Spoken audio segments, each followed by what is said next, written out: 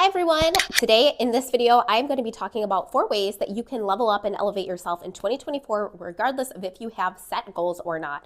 If you're new here, my name is Elena. I am the owner of Elena and Health. I'm a certified health, life, and weight loss coach, and I help women who want to get healthier and lose weight do it in a really realistic, sustainable, and empowering way. If you're ever interested in working with me or learning more about what I do, you can head to the description and I have all the links there for you.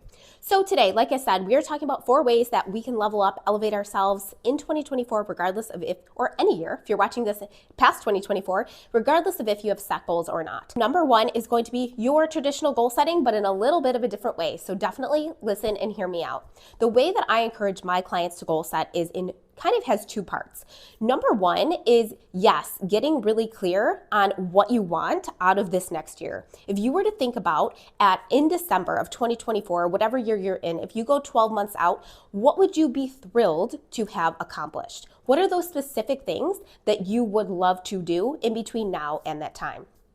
And a way that it can make it a little bit easier to identify what those things are is I also encourage you, if you haven't already, to define a vision for your life, health, or business, or all 3. What is it that you are continuously working towards accomplishing? Who is that person that you want to become? What is that lifestyle that you want to create? The identity shift is the most important thing when it comes to goal setting, but also achieving. So I'll give you an example from my own life. For me, my goal, my overall vision is to become the healthiest and best version of myself, and to continuously take more actions toward that than not. So for me, it makes it a whole lot easier then to also break out my specific goals, SMART goals, as you've probably heard talked about before, that are very specific, that are very, very measurable, attainable, relevant, and timely.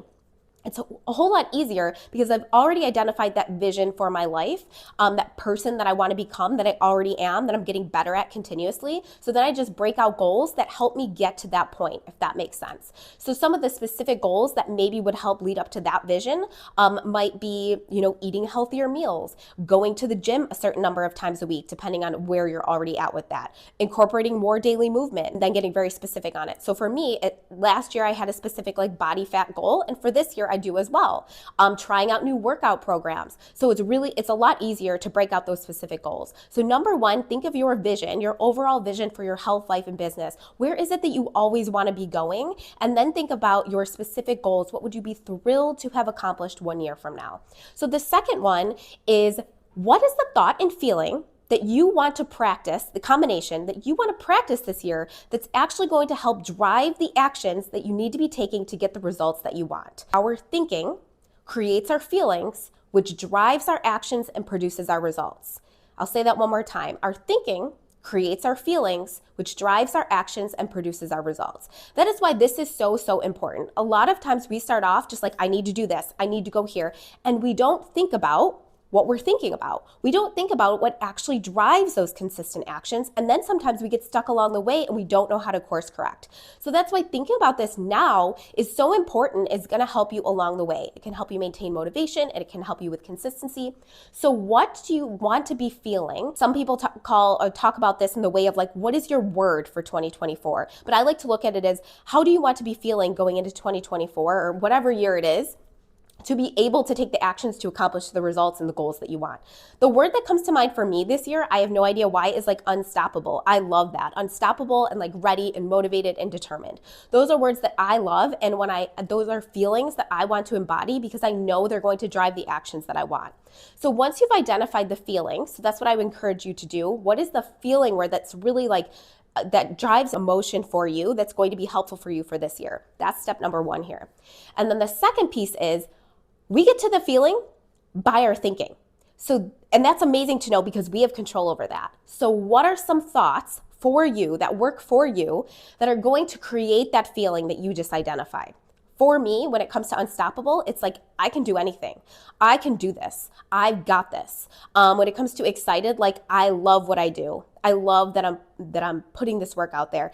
And make a list of these things. Literally write it down, put it in the notes in your phone so you can refer back to this when you need to drum up some motivation, or you need to, do the thing when you don't feel like doing it.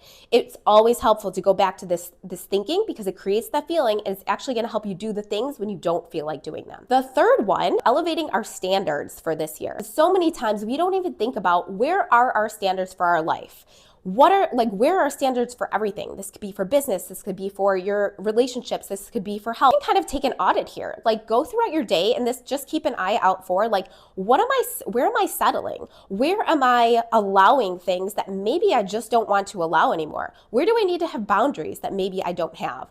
What quality of things do I have in my life, or people or habits that maybe I want to raise up a little bit, that just are not acceptable for me anymore? I have the silliest example here. Like, I have been looking at these kind of like ratty sheets on my bed for the longest time. And the other day I was like, no more. Like, my standard for myself, for the things that I do, is just higher.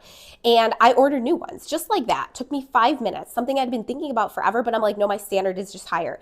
Another really silly example is, like, I have clothes in my room that I'm putting to the side for a little bit for whatever reason. I typically just like throw them on my dresser. And I'm like, no, I'm going to fold my clothes when I put them on my bed or my dresser, like waiting for me to go and do something else. It's a matter of where your standards at for everything in your life, and where do you want them to be? We get to decide. So that's something that can be really helpful for you to level up and to elevate throughout the year.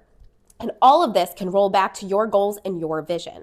Are the standards that you have set where you want them to be, and are they helping you become that person that you want to be? And then number 4 is non-negotiables. I love to talk about these when it comes to health and weight loss, but you can have them in any area of your life, health, or business. And these are the things that we wouldn't consider not doing.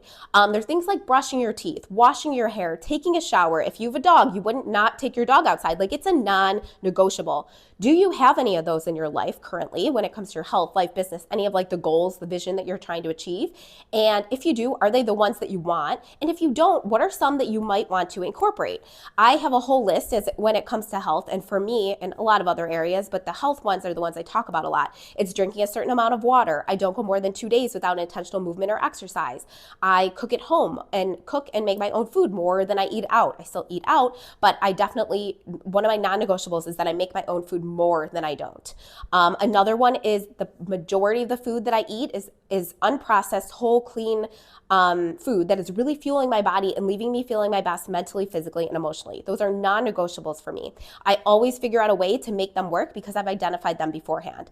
And I don't encourage starting off with 20 of those or 10 of those if this is new to you, but maybe decide a few. What are some things that you are like, no, these are habits that I'm incorporating into my life, and it is a non-negotiable. So I hope these 4 tips were helpful for you. Like I mentioned, if you're interested in working with me, the links are below. I also have a whole bunch of free guides that are available for you, and I look forward to talking to you soon.